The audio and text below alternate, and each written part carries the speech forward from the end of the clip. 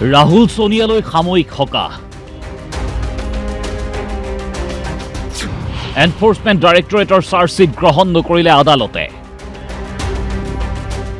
দিল্লীৰ Rouse Avenue কোৰ্টত national Herald অৰ্থনৈতিক বিসংগতিৰ গোচৰত আজি ইডিয়ে চাৰ্জশ্বিট দাখিল কৰিবলৈ কৈছিল, কিন্তু আদালতে ইডিৰ চাৰ্জশ্বিট গ্ৰহণ নকৰিলে। কোনো এফআইআৰ নহয়, প্ৰাইভেট কমপ্লেইনৰ ভিত্তিতহে ইডিয়ে প্ৰস্তুত কৰিছিল চাৰ্জশ্বিট। ने यही फैसला दिया है कि क्योंकि मनी लॉन्ड्रिंग केस में कोई एफआईआर रजिस्टर्ड नहीं हुई थी, इस बेस पे ये मेरिट को ना टच करते हुए फर्दर इनको रिलीफ दी है आज जो मेन इनके एक्यूज पर्सन थे।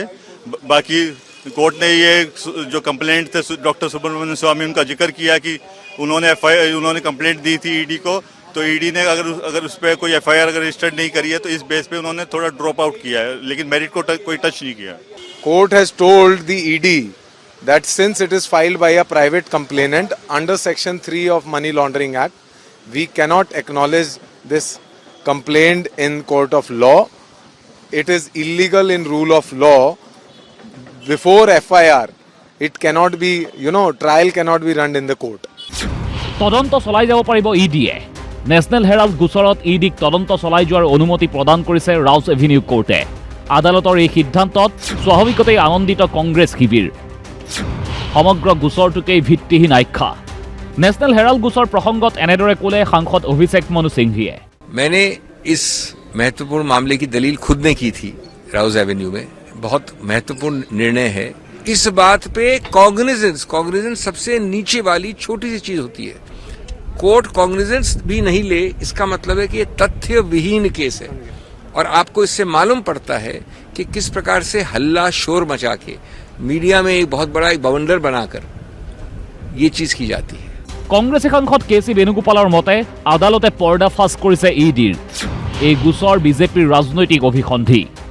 Court has been exposed the illegal, malified political targeting of Narendra Modi government through this judgment. এক সংবাদমেলত কংগ্ৰেছৰ জ্যেষ্ঠ নেতা পৱন খেৰাইও কটাক্ষ কৰে ইডি আৰু বিজেপিক।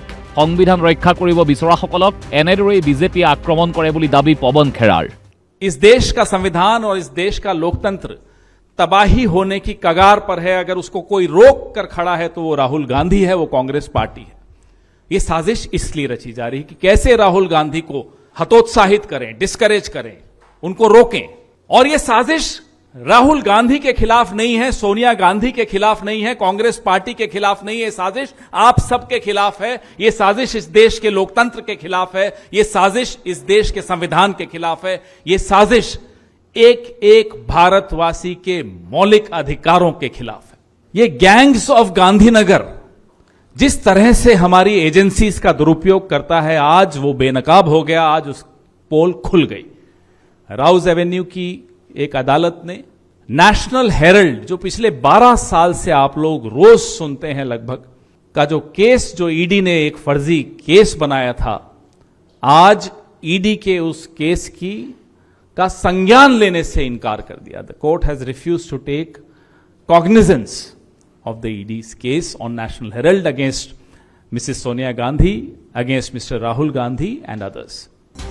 News Desk, DY365.